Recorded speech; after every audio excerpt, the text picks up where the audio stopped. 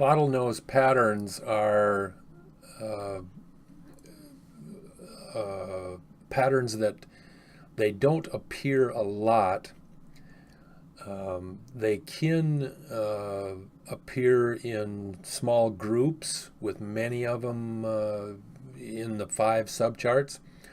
They can actually appear just one or two in all of the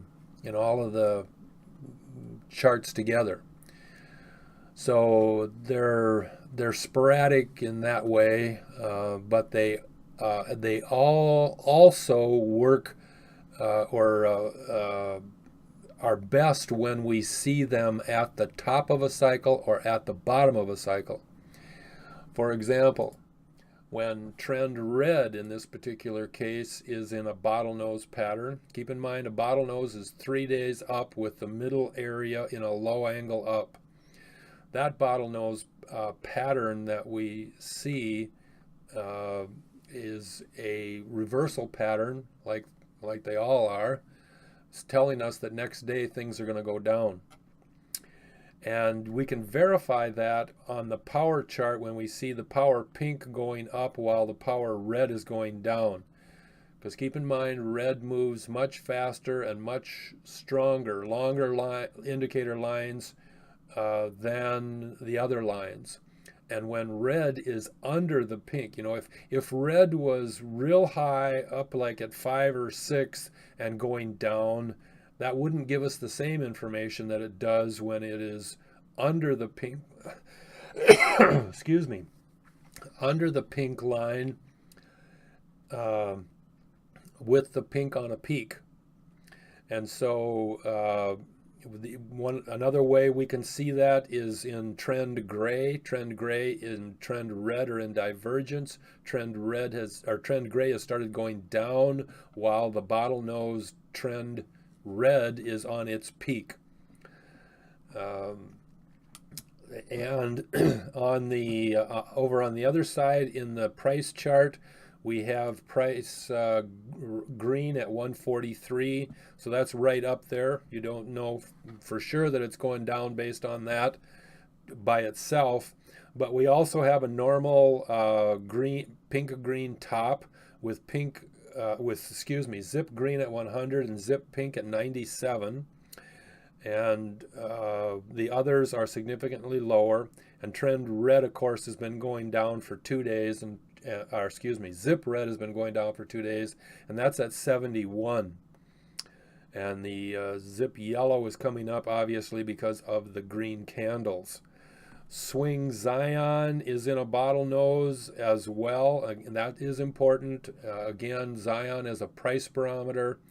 And you can't see it right now in the price chart, but if Swing Zion is in a bottlenose, if you go to the price chart, you're probably going to find that, as we do, that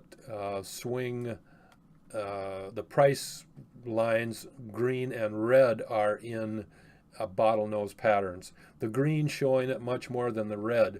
And this is a classic case where the green has crossed over the red, and oftentimes when that does, it goes down the very next day.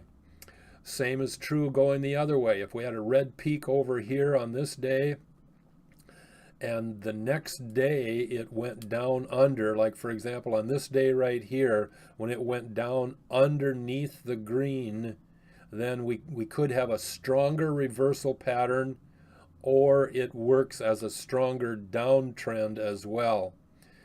Or how do I say that? When red is on a peak right here, and the next day red is under green, it's basically a divergent condition. And when that happens, you get strong reactions. Typically, when you get a gap up, price red and green are going up, low angle go up, but not always. So the divergent condition of red on top on the left and red underneath on the right as it's going down, that can gap up or gap down. It's a supporting condition, and it has to be verified with the other indicator or the other supporting evidence. But that condition of the crossover is what I'm referring to, and that causes reaction, strong reaction, because it's divergent. So those are, in this particular case, we had one more, I forgot, excuse me. I wanted to point out the number. You had trend red in a bottlenose, you had pink and blue in a bottlenose, and you had yellow, power yellow in a bottlenose, you had swing Zion in a bottlenose, and you had swing yellow in a bottlenose. And of course, you had the three price lines in a bottlenose. And so and it looks like Zip Pink is in a bottlenose. Just barely can tell it. So there were I just wanted to point out that this particular example had a lot of bottlenose patterns in it. And when you find a lot of them, obviously you get a strong reaction. And bottlenose up is a reversal pattern going down, and a bottlenose down is a reversal pattern going up.